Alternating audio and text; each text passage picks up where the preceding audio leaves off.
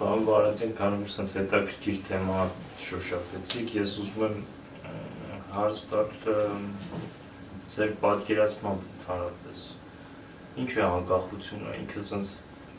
վերացական հասկացությունը, թե կոնկրետ հասկացությունը առաջինը դա, եւ վերադառնալով մեր իրականությանը, ինչ տվեց անկախությունը մեզ, ինձ, ձեզ, մեր եկող զավակներին, սերունդներին, ինչ է նշանակում հայ ժողովրդի համար ազատ լինելը։ Շատ լավ հարց է։ Շահեցինք, ինչ խնդիրների առաջ եկանք։ Շատ լավ հարց է, շատ ակտուալ կարելի ասել։ Ուրեմն, գիտեք, ես համարում եմ, որ անկախությունը դա հնարավորություն է։ Դա հնարավորություն է ինքներս ընտրենք մեր այսպես դաշնակիցներին, ռազմավարական դաշնակիցներին, թե տնտեսական դաշնակիցներին եւ ինքներս որոշենք, թե ով է մեր թշնամին։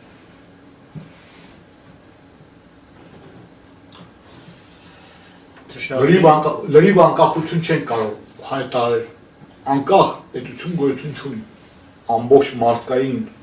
հասարակություն դա մի օրգանիզմ է եւ չի կարող ինչ-որ մի պետություն իրեն լրիվ անկախ հայտարարել, ոչ մեկից կախում չունի։ Ուղղակի ես համարում եմ, որ եթե մենք անկախացանք, մենք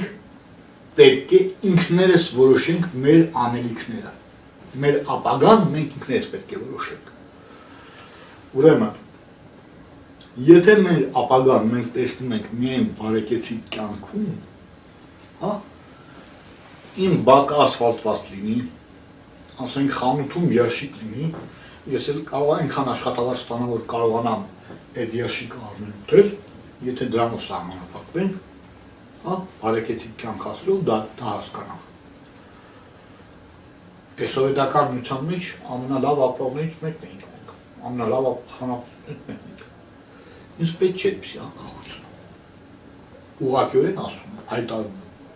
Ավելի լավ է մենք մնայինք սովետական միության սահմաններում։ Անկախությունը մեզ պետք է առաջին հերթին միայն ու միայն նրա համար, որպեսզի մենք կարողանանք լուծել հայ դատը։ Մեր տարածքները մենք պետք է վերադարձնենք, բոլոր տարածքները, և արևելյան, և արևմտյան, սա է մեր ազգի միակ նպատակը այս պահի դրությամբ։ Դրան հասնելուց հետո միայն մենք կարող ենք խնդիր դնել մեր ազգի առջև ինքնազարգացման, որտեղ ամեն մարդու նպատակն է ինքնադրսևորումը։ Կյանքի նպատակը մարդու ինքնադրսևորումն է, նույնն էլ ազգի նպատակն է, ինքնադրսևորումը իր տաղանդների, իր հանճարների ամենավավագույնս դրսևորելու հանգամանքն է, սա է նպատակը, ուրիշ նպատակ ազգը չունի։ Բայց դրան հասնելու ճանապարհին մենք պետք է մեզանից խլված մեր հայրենիքը վերականգնենք։ Անկախությունը առանց արտաքին քաղաքականությունում նախաձեռնողականության վերածնում է ուղղակի օդային մի բանի, անիմաստ երևույթի։ Եթե դու անկախանում ես ու նախաձեռնողական քաղաքականություն չես վարում արտաքին, լինի տնտեսական, մշակութային, թե ռազմաքաղաքական, դու անկախ չես, քեզ դարձնում են խաղալիք։ Ինչ է հիմա մենք տեսնում ենք, Ղարաբաղում սկսվեց մեր պայքարը, այդտեղ մենք իսկապես անկախ էինք, մենք կռվում էինք, ազգը միավորված էր եւ մենք ունեինք նպատակ ազատագրել մեր տարածքները։ Ցավոք սրտի չեմ ուզում անունավորել, բայց սխալ կանգնեցվեց պատերազմը, ոչ մի երկրում չկա այդպիսի բան, երբ գրոհող զորքը կանգնեցնում է գրոհը եւ այն էլ գրողող զորքը, որը գրողում է ազատագրելու համար կանգնեցնի պատերազմը, պատերազմական գործողությունները եւ սկսի հավասարի հետ բանակցություններ վարել մի պետության հետ, որը ցեղասպանություն է իրականացրել իր ժողովրդի հանդեպ։ Սա ուղղակի չտեսնված, չլսված բան է պատմության մեջ։ Դրանից հետո սկսեց անկումը։ Դրանից հետո սկսեց մեր տնտեսական անկումը, բարոյահոգեբանական անկումը, սկսեց թալանը Ղարաբաղում ազատագրված տարածքների։ Թալան դա նշանակում է բարոյազրկում, բարոյալքում, ժողովրդի բարոյալքում։ Մարդը գնում է Ղարաբաղ, որպեսզի բան գողանա բերիստեղ ծախի։ Սա ինչ է։ Հենց սա նշանակում է բարոյալքում։ Ամբողջ ժողովրդին փաստորեն սարքեցին գող։ Սարքեց գող Լևոն Տեր-Պետրոսյանը։ Ու հիմա երբ նա քննադատում է այս իշխանությունները քննադատության տեղ ունեն, հարց չկա։ Ու ամեն մարդ իրավունք ունի քննադատելու իշխանությանը։ Բացի մի մարդու, Լևոն Տեր-Պետրոսյանը, որտեղ այս իշխանությունները գործում են այն համակարգում, այն արատավոր համակարգում, որը ձևավորեց Լևոն Տեր-Պետրոսյանը։ Հիմա, երբ Սերժ Սարգսյանը իր նախընտրական քարոզում հայտարարեց արտաքին քաղաքականության նախաձեռնողականության մասին, ես ուղղակի հիացմունքից հրճնում էի, որովհետև ես այստեղ եմ դրա մասին գրել դեռ 94 թվականին, այս գրքում, որ անկախություն նշանակում է արտաքին քաղաքականության մեջ նախաձեռնողականություն։ Ու հանկարծ տեսա, որ մեր պետության ղեկավարը այդ բանն ասում է, բա ինչ լավ է։ Բայց հետո ցավով սրտի տեսա, որ նախաձեռնողականությունն ուղղված էր պարտվողականությանը։ Թուրքիայի հետ բանակցելու մենք խնդիր չունենք։ Այս պրոտոկոլները, որ ստորագրվեցին, դա մեծ հարված էր հայերին։ Այս սահմանը, որ հիմա ունենք, ըստ պրոտոկոլի պետք է հայտարարվեր հայ-թուրքական սահման։ Ինչը սահման չէ, դա ընդամենը ուրեմն զինադադարի գիծ է, որ ձևավորվեց Աթաթյուրքի կողմից էքսպանսիայի հետևանքով, ագրեսիայի հետևանքով, ու հետո հայտարարվեց սովետա-թուրքական սահման, բայց այս քաչ հայտնի է Վուդրո Վիլսոնի ուրեմն հայտարարած սահմանները, գծած սահմանները, եւ առ այսօր Ամերիկայի Միացյալ Նահանգների ներքին օրենսդրության համաձայն հայ-թուրքական սահմանը անցնում է Վուդրո Վիլսոնի գծած սահմանով։ Մասնավորապես այդ պատճառով ամերիկա-թուրքական հարաբերությունները ձևավորվել են միջ գերատեսչական պայմանագրի հիման վրա։ 1927 թվականին, երբ ուզում էին պրեզիդենտների մակարդակով պայմանագիր կնքել, կոնգրեսը արգել էր դառնել Ամերիկայի պրեզիդենտին, որովհետև դա կխախտեր Ամերիկայի Միացյալ Նահանգների ներքին օրենսդրությունը, ըստ որի Թուրքիան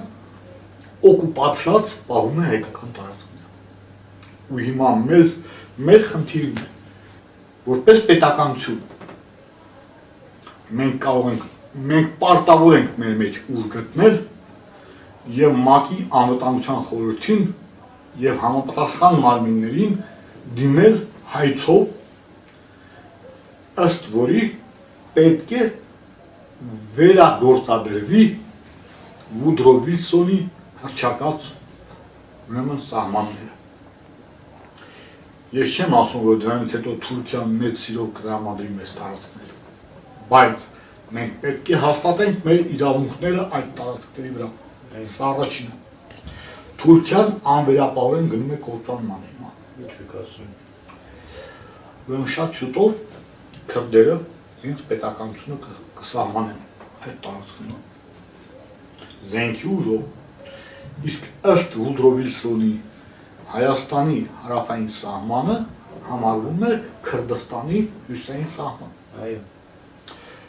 Ու քանի որ քրդերը պետականություն չունեն ու չեն կարող բարձրացնել այդ պահանջը մակում, նրանք չեն կարող անել բան անել։ Մենք պետականություն ունենք, մենք կարող ենք այդ անել։ Իսկ եթե քրդերը զենքի ուժով այդ տարածքները վերցեցին, վերջացավ։ Իսկ մենք չպահանջ չներկայացրեցինք մեր արդար պահանջը մեր տարածքների վրա, վերջացավ։ Մենք հավերժ կկոստենք այդ տարածքները։ Սա է տանգավոր։ Ուրեմն մեր առաջին խնդիրը պետք է լինի պայքար հանուն մեր արևմտյան տարածքների։ Դա կմիավորի մեր ազգը, բոլորը նույն ձևով, ինչպես Ղարաբաղի պարագայում էր, ամբողջ հայությունը ոտքի կանգնի, այդ մարդը, ով կառաջնորդի այդ պայքարը, նրան մեր ժողովուրդը կասպատացնի, ես անձամբ կկանգնեմ նրա դրոշի տակ։ Ամբողջ հայ ժողովուրդը մեկ մարդու նման կկանգնի նրա կողքին։ Եվ մեր Հայաստանը տնտեսապես, ֆինանսապես եւ ռազմականապես եւ քաղաքական առումով այնքան կուզեռանա, որ մեր հետ արդեն 10 միլիոն հայություն ունենք վերջնաշուն, բոլորը կհայանան 10 միլիոն հայկական ազգանուն ունեցող կա։ Բայց եթե 10 միլիոն իսկական հայ լինեն, մեր դեմ ոչ մի խաղ չի լինի, ինչպես ասում են։ Ինչպես մենք արեցինք Ղարաբաղում։ Նույն բանը մենք պետք է անենք Արևմտյան Հայաստանի նկատմամբ, հիմա մեր առաջին խնդիրը դա է։ Մնացած բոլոր խնդիրները, թե տնտեսական, թե կոռուպցիոն եւ այլն, դուք կարծում եք սովետական տարիներին կոռուպցիա չկար Հայաստանում։ Իսկ Ղարաբաղյան շարժման ժամանակ գիտեք ինչքան օրինապահ դարձավ մեր ժողովուրդը։ Այդ պայքարը հանուն մեր հայրենիքի ազատագրման, իսկ Ղարաբաղյան հակամարտությունը դա տարածքային վեճ չի, դա ազգային ազատագրական պայքար է, բարի բուն իմաստով, ու հենց այդ ազգային ազատագրական պայքարը ուղղակի սրբացվեց այն աստիճան հայերի կողմից, որ հայերը դարձան կարգապահ, դուք պատկերացնում եք, իմ աչքով եմ տեսել, մի շարքով մարդիկ կանգնած էին պուլպուլակի մոտ։ Այն ժամանակ ոչ մի խոտածած կույտ չտրորվեց։ Ավելին այն աստիճան սրբազնացած էր ժողովուրդը պահերի այդ ժամանակ, որ իմ ընկերներից մեկը, ռուս ընկերներից մեկը, ես ասպիրանտուրա Կիևում եմ անցել, այդ ժամանակ եկավ Հայաստան, այդտեղ իր մասնակցության գտող կոնֆերանս էր, եկավ Հայաստան, մենք գնացինք օպերայի բակ, այնտեղ այդ ժամանակ ուսանողական նստացույց էր։ Այս իմ ընկերը երիտասարդ, նա մի 3-4 տարով երիտասարդ էր, նա երբ տեսավ այս ամենը, մի գիշեր նստեց նստացույցում, շփվեց մարդկանց հետ, խոսեց նրանց հետ, առավոտյան եկավ ինձ հայտարարեց, ես ուզում եմ կանգնել հայկական եկեղեցու, հայ առաքելական եկեղեցու, ասում եմ ինչ խելք թացել ես ինչա, ասում եմ չէ, ես ուզում եմ կանգնեմ հայ առաքելական եկեղեցում, որովհետև մի ժողովուրդ, ով այսպես կարող է իրեն պահել այս պահերին, ու ազատություն էր, չէ, լիովին ոչ մի վերահսկողություն չկար, ով ոնց ուզել կարող է իրեն պահել, տեսավ թե ինչ կազմակերպվածություն, ինչ ոգեղենություն կար ուսանողության մեջ այդ ժամանակ։ Նա ասեց, եթե դա մեզ մոտ լիներ, հիմա ամբողջ օպերայի բակը կլիներ շշերով լեցուն, ու լիքը կռիվներ կլիներ, հայհոյան կանգնած կլիներ, եւ այլն եւ այլն։ Այդ ամեն ինչի հիմքում երևի թե ընկած է այն հոգևոր ուժը, որ ձևավորում է այսպիսի ժողովուրդ։ Դա հայ առաքելական եկեղեցին, ասեց այդ տղան։ Ու ես ստիպված նրան ուղեկցեցի, նա կանգնեց հայ առաքելական եկեղեցում, ես նրան հավաքաններ։ Այսքան այսպիսի բաներ կա, ուզում եմ ասել, որ եթե մեր առաջնորդը այդպիսի հարց բարձրացնի ու կանգնի ազգի գլուխ, նա պատմության մեջ կկանգնի Նժդեհի կողքին, նա կկանգնի Տիգրան Մեծի կողքին։ Պարոն Վարդան, մեր կայքը, երբ որ մենք ստեղծում էինք, Գարիկը իմ ընկերը Մանկության ու համահեղինակը կայքի ասես ինձ ասաց ձեր YouTube-ում ձեր ֆիլմը ցույց տվեց այդ տեսահոլովակը ասաց այն ինչ լավ կլիներ որ մենք կարողանանք այսպես մարդու հետ մեր կայքում գործ անենք ու ցույց տանք այդ ֆիլմերը մեր կայքում մարդու ներկայացնենք ու կարծես ճակատագրի վերումով ամեն ինչ գնում է դեպի դրան մենք հանդիպեցինք մենք անձնապես ծանոթ չենք եղել ցես հետ ու չգիտեմ ինչպես մեկնաբանեմ բացի նրանից որ ճակատագիրը մեզ թույլ տվեց հանդիպել իրար ինչի համար մենք շատ շնորհակալ ենք հարցը սենց ուղիղ դնեմ ինչի են այդ ֆիլմերը 3 հատ ընդհանրապես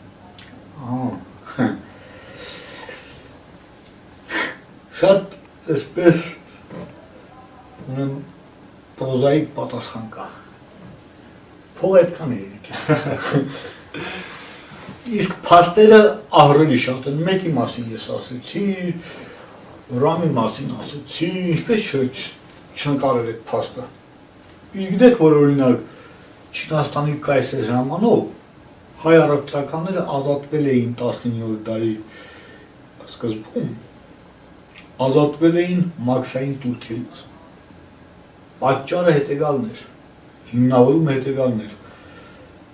բազմադարյա ազնիվ առևտրի համար որ իրականացրել են հայերը Չինաստանում եթե պատկերացնենք մի բան ու աստված տա տենց է լինի որ համարժեք ֆինանսավորում եւ այլն գտնվեց քանի ֆիլմ կնկարեք դուք նաեւ սցենարներն եք գրում այդ ֆիլմերում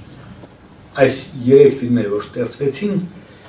ամենաանմիջական մասնակցությունը ունեցել եմ ես ռեժիսորայիններ ուրեմն այդ շարքը կլինի անվերջ եթե ֆինանսավորում լինի եղել են ֆինանսավորման խոստումներ համպագորգոր տարեր, բայց փաստը մնում է փաստ, որ ընդհանրապես 3 ֆիլմ ենք։ Բայց որոնց ազդեցությունը մյուս գործերը մի կողմ դնենք, այդ ամեն ինչի թերթին ման, դա ուրիշ հարց է։ Ու ես հասկացա, թե ինչ խորը ազդեցություն ունի հայապահպանության համար ինքնաճանաչումը, ազգային ինքնաճանաչումը, թե մենք ինչ ազգ ենք, ինչ ենք արել աշխարհի համար, դա հպարտություն է բերում։ Ես հայ եմ, տեսեք ինչ ենք, ովքեր ենք։ Բայց կարծես թե մանավանդ խորհրդային միության ժառանգների համար պետք է որ գաղտնիք չլինի, որ նույնիսկ Մոսկվայում շատ մեծանուն հայեր են եղել, ովքեր իրենց աղանդն են ներդրել այդ մեծ երկրի կառուցմանը։ Նույնիսկ այդ պայմաններում կարծես գիտեք, այդ թվում է թե գիտենք։ Չգիտեն։ Մենք գիտենք լավագույն դեպքում Արամ Խաչատրյան, հա, խոշոր համաշխարհային անունով մի կոմպոզիտոր։ Արնո Բաբաջանյան, լավ, Էդվարդ Միրզոյան, եւ այլն, չեմ շարունակել, որ մնացած նրանց չնեղանում։ Բայց ով գիտեր Ավետ Տերտերյանի մասին։ Մենք գիտենք Էյզենշտեյնի մասին, հա, որ մոնտաժի տեսությունն է տվել։ Բայց ով գիտեր Փելեշյանի մասին։ Մինչև վերջերս նոր երեք ես ֆիլմ տեսա, հայկական հերթատեսության ցենտրալի մասին, մինչև այդ ոչ ոք գիտեր։ Գիտնականների մասին ասեմ, Անդրանիկ Յոսիֆյան, նա տիեզերական, սովետականության տիեզերական պրոյեկտի էլեկտրամեխանիկական սարքերի, բոլոր սարքերի գլխավոր կոնստրուկտորն էր։ Դա շատ մեծ պաշտոն է, շատ մեծ բան է։ Իսկ գիտեք, որ նրա շնորհիվ Հայաստանում տասնյակ գիտահետազոտական ինստիտուտ է բացվել։ Գիտեք այդ բանը։ Գիտեք, որ սովետականության ամենագաղտնի գիտնականը Սամվել Քոչարյանցն էր։ Սամվել Քոչարյանց, նա էր սովետական տիեզերական ծրագրի իսկական ղեկավարը։ Սովետական տիեզերական ծրագրի 3 ղեկավար են նշում։ Տեխնիկական մասը ղեկավարում է Կարալյովը, կենսաբանական մասը ղեկավարում է Սիսակյանը, Ունիկ Սիսակյանը։ Ինքը սովետական միության մեջ տիեզերական կենսաբանության հիմնադիրն էր, ով գիտի սրա մասին։ Քանի երիտասարդ կա, որ կիմանան։ Մեծահասակներից էլ շատերը չեն իմանան։ Եվ երրորդ մարդուն, ով ղեկավարում էր, ում ղեկավարության մասին ոչինչ չեն գրում։ Ուղղակի ենթադրում են, որ նա մաթեմատիկան է ղեկավարում, հաշվարկները։ Դա Կելդիշն էր, Ջորջ Կելդիշը։ Նա մաթեմատիկոս էր եւ Սովետական ակադեմիայի պրեզիդենտն։ Բայց պարզվում է, որ Կելդիշի անվան տակ գործում էր Սամվել Քոչարյանցը։ Նրա համար ստեղծվեց Արզամաս 16 քաղաք, լուտ այդ մարդու համար։ Իմ ընկերոջ եղբայրը ժամանակին աշխատում էր Բայկանորում, Սովետական միության տիեզերակայանում, Բայկանորում որպես գլխավոր բալիստիկ։ Լևոն Գրիգորյան։ Երբ Սամվել Քոչարյանցի մասին արդեն հայտնի դարձավ, ինձ ես իմ ընկերոջը ասացի, Յուրա Գրիգորյանին, նա դիմեց իր եղբորը մի անգամ ու ասեց, դու գիտես Սամվել Քոչարյանցի մասին։ Ասում է, հա, հիմա լսել եմ, իսկ այն ժամանակ, պատկերացրեք, գլավնի բալիստիկ, գլխավոր բալիստիկ, իր գաղտնիության ինչ մակարդակ չէ պետք է ունենա։ Բայց անգամ նա ասեց հետևյալը, ես լսել էի, որ ամենավերևում ինչ-որ մի հայ է, բայց ով է, չգիտեի։ Ավելին ձեզ ասեմ, երբ Սամվել Քոչարյանցը ղեկավարում էր Սովետական միության ատոմային զոնտիկը, այսպես էր կոչվում, ատոմի զոնտիկ պաշտպանությունը, հակահարթերային բալիստիկ պաշտպանությունը, որ ատոմային զենքը չհասնի Սովետական միության տարածքը։ Այդ համակարգն էր մշակում ու ղեկավարում, նա գիտեր, որ ԱՄՆ-ի կողմից նույն բանը ղեկավարում էր էլի մի հայ, որի անունը հայտնի է, ցավոք ես հիմա մոռացել եմ, բայց հայ էր, ու ասում են նրանք ճակատագիրը թույլ չտվեց նրանք իրար հետ հանդիպել, գաղտնիության պատճառով։ Հիմա սովետականություն չկա, նա գաղտնազրկված է, բայց արդեն Ռուսաստանի ձեռնտու չի, որ նրա մասին ասեն։ Առանց ստորագրության ոչ մի ինքնաթիվ դուրս չէր գալիս։ Նա 19 տարեկան հասակում նա 2 օրում նստում ու գրում է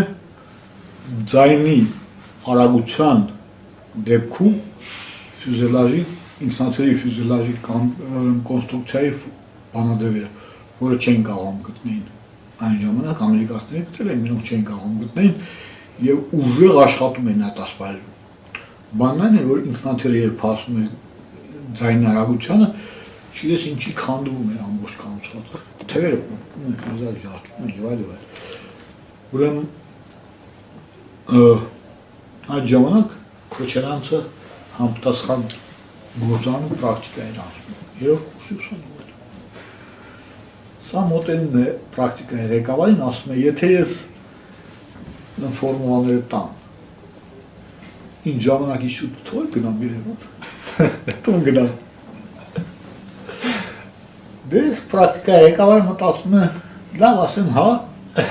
գոնե կզբաղվի ինչ-որ բանով, իսկ թեև չի գա, ինչպես բոլոր ուսանողներն են անում։ 2 գիշեր հետո, անկում գիշեր հավանաբար, Քոչարյանցը բերում է բանաձևերը, դնում է պրակտիկայի ղեկավարի առջև։ Պրակտիկայի ղեկավարի աչքերը թռնում են ճակատը։ Դե ինչ-որ բան պետք է ասի, ասում է, դե սա տեսություն է, մինչև չսարքենք ֆյուզելաժը, ինքնաթիռի, մինչև չփորձարկենք աերոդինամիկ խողովակի մեջ, ոնց կարող ասել, որ սա ճիշտ է։ Ու Քոչարյանցը այստեղ իր կազմակերպչական տաղանդն է փայլում։ Նա կազմակերպում է ուսանողներին ու գործանում ձեռքի տակ եղած նյութերից հավաքում են այդ ֆյուզելաժը, թևերը իր բանաձևերի հիման վրա, մտցնում են աերոդինամիկ խողովակ, արագությունը հասցնում են ձայնի արագության, անցնում են, ամեն ինչ նորմալ է աշխատում։ Դրանից հետո երկար բարակ չպատմեմ, նա գալիս է, նրան ուղարկում է Երևան KGB-ի երկու գեներալի ուղեկցությամբ, որպես թիկնապահ։ Ու հետո նա դառնում է ամենագաղտնի սովետական գիտնականը, փաստորեն նաև աշխարհի ամենագաղտնի գիտնականը, եւ նրա համար կառուցում են այդ քաղաքը արձանասպասնից եւ այլ եւ այլ։ Իսկ այդպիսիք շատ են։ Թվում է թե մեր կողքին ապրող մեզ շատ լավ հայտնի Վիկտոր Համբարձումյանը։ Այո։ Իրեք ինչ մեծություն է։ Անասելի մեծություն է։ Աներևակայելի մեծություն է։ Գնացեք Բյուրական, մտեք նրա տուն թանգարանը եւ դες կպատմեն նրա իսկական կենսագրությունը։ Իսկական։ Այո, թե ինչեր է նա արել։ Տնօրենը Բրուտյանն է, Գրիգոր Բրուտյան, որը պատմում է շատ հետաքրքիր բաներ։ Գիտեք, որ նա հերքել է Ռեզերֆորդի ատոմային միջուկի տեսությունը, երբ իր տարիքը 19 տարեկան էր նա։ Հոդված է գրում, որտեղ գրում է քննադատում է Ռեզերֆորդի ատոմի միջուկի տեսությունը, մոդելը եւ առաջարկում է իր մոդելը։ Հիմա աշխարհը ընդունել է Վիկտոր Համբարձումյանի մոդելը, բայց չգիտես ինչի անվանում է Ռեզերֆորդի մոդել։ Ես էլ եմ տեսել սա։ Սա միայն հերիք է, որ մենք ցույց տանք, թե ինչ մեծություն էր նա։ Միջելուց նրա այդ նույն բանը տեղ ունեցավ, երբ նա առաջին անգամ աստղագիտական իր տեսությունը առաջ քաշեր եւ ունեցավ միջազգային կոնֆերանսում, աստղագետների առաջի կոնգրեսում, նրա տեսությունը այնքան զարմանալի էր, այնքան անսովոր էր եւ հակասում էր ընդունված տեսությանը, որ ֆիզիկոսներ վեր կացան քննադատեցին նրա կարծիքը, նրանց հետևից վեր կացան փոքրիկ ֆիզիկոսիկներ, որոնք սեցին մեղմ ասած թուլահաճ տալ նրա վրա։ Բա եկել է ինչ-որ մի գյուղից, բան, հիմարությունները դուրս տալիս եւ այլ եւ այլ, Վիկտոր Համբարձումյանը ոչ մեկին չէր պատասխանել, ոչ մի խոսք չէր ասել։ Երբ նրան ասում, բայց չեք խոսում, ասում է, ես խոսամ, չխոսամ, իրական չի, իրեն կան նույն կարծիքին հետո։ Հետո դե ֆիզիկոս է վերջնաշուն, ինչքան էլ քննադատ են, բան գրում են ուզում ստուգել։ Վարկած։ Տարիներ հետո քննադատողներից մեկը գրում է. մենք համոզվեցինք, որ Վիկտոր Համբարձումյանը ամեն ինչում ճշմարտացի էր։ Ես չգիտեմ մի գիտնականի, որի մասին ասեմ, նա ամեն ինչում ճշմարտացի էր։ Ու ես իմ ուսանողներին կոչ եմ անում միշտ, որպեսզի նրանք չմտածեն, որ դեռ 20 տարեկան են։ Նրանք պետք է մտածեն, որ արդեն 20 տարեկան են։ Եվ խնդիրները վերցնելուց կուրսային աշխատանք կլինի, դիպլոմային աշխատանք կլինի, վերցնել լուրջ խնդիրներ եւ լուրջ խնդիր վերցնելուց առանց վախի փորձեն դա լուծել։ Ոչ ոք նրանց չի սպանի, եթե բարդ խնդիր է նրանց չհաջողվի լուծել, բայց ինչքան էլ լուծեն, եթե դա բարդ խնդիր է, շատ մեծ առաջ խաղացում կլինի եւ գիտության համար եւ անունապես նրանց համար։ Եվ վերջին հաշվով նույն սերմն է, չէ՞, նույն հայկական գենն է, եթե կարողացել է մեկը, կարող է նաև մյուսը։ Եվ այդպիսի օրինակներ մենք շատ ունենք։ Վերցնենք հռչակավոր մաթեմատիկական դպրոցը, որ մեր մոտ հիմնվեց, երիտասարդներ էին, որոնք 27 տարեկանում արդեն պրոֆեսորներ էին։ Շահինյան, Ջրբաշյան, Մերկելյան եւ շատ ուրիշներ։ Վերցնենք աստղաֆիզիկոսներին, ինչ հիանալի դպրոց ունենք աստղաֆիզիկայի, չէ՞։ Մարգարյան, Համբարձումյան, Խաչիկյան եւ այլն եւ այլն։ Ինչ հիանալի դպրոց ունենք ֆիզիկոսների, Ալիխանով եղբայրները, ու շատ-շատերը կան։ Դա որակ է, չէ՞, դա գեն է, չէ՞։ Ցեղասպանությունից հետո մազապուրտ պրծված ժողովուրդ, ու հանկարծ այդպիսի հանճարներ է տալիս բոլոր ասպարեզներում։ Պարոն Վարդյան, իսկապես շնորհակալություն բացառիկ հետաքրքիր զրույցի համար։ Ես նաև ուզում եմ նշեմ մեր ընդհանուր ընկերոջը Արմեն Սարգսյանին, ու շնորհիվ մենք հանդիպեցինք, ծանոթացանք, շնորհակալություն նաև իրան։ Շատ հաճելի տղա է։ Այո։ Եվ վերջում, ըստ մեր հաղորդման ավանդույթի, ձեզ համար պատրաստել ենք բլից հարցեր։ Ես արագ տամ, դուք արագ պատասխանեք։ Նկարագրեք ինքներդ ձեզ 3 բառով։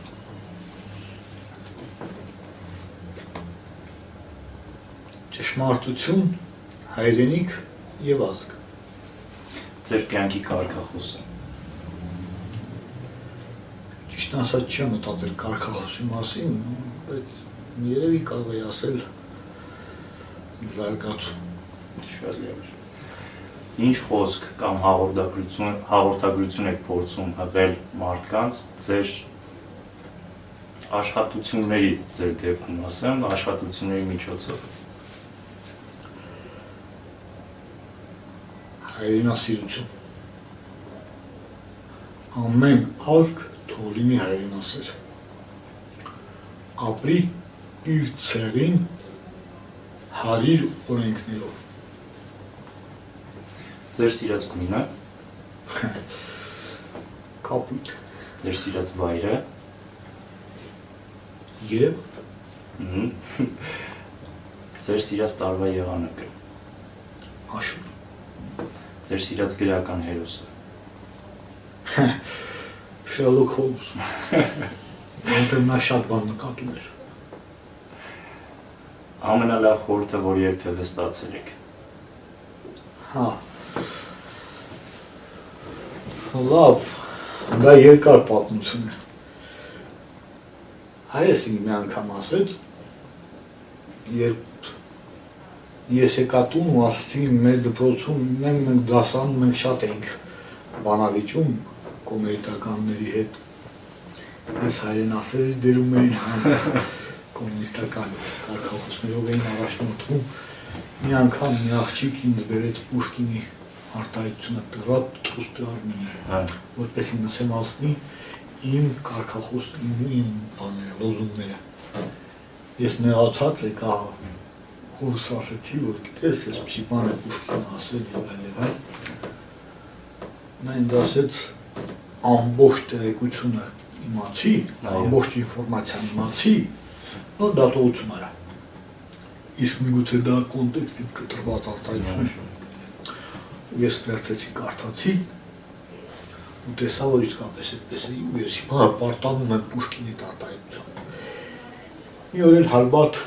ուրեմն այդ մասին խոսենք, այդ արտահայտության մասին խոսենք, դա շատ հետաքրքիր արտահայտություն է։ Հավանիթ։ Այնպես որ ուրեմն դատողություն արա ամբողջ ինֆորմացիային տիրապետելուց հետո։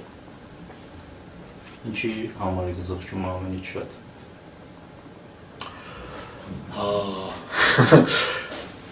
Երիտասարդության տարիներին կորսած ժամանակին։ Շատ եմ կորցրել ժամանակ։ Տարբեր հիմարությունների վրա։ Սաստարաններ, չգիտես ինչը, հիմա երաժշտությունը սեր եւ այլն։ Կարծես Pink Floyd-ի երաժշտության մասին։ Ինչն եք ամենից շատ գնահատում մարդկանց մեջ։ Մի քանի բան։ Խելքը, հայրենասիրությունը եւ ազնվությունը։ Ո՞րն է ձեր թուլությունը։ Ես շատ հաճախ ու համարյա կարող եմ ասել միշտ գիտեմ ճիշտ ճանապարհ է, իրավիճակի ճիշտ ճանապարհ է, բայց հաճախ իմ մեջ ուժ չէի գտնում այդ ճանապարհով գնալ։ Եղել են դեպքեր։ Ցավոք սրտի։ Բայց որ դրանում ես այսպես խոստովանում եմ, դա արդեն ինձ համար լավ է, ես ինքս լավ եմ ես խոստովանում եմ դա։ Վերջին հարցս, ինչպես կցանկանաք, որ ձեզ հիշեմ։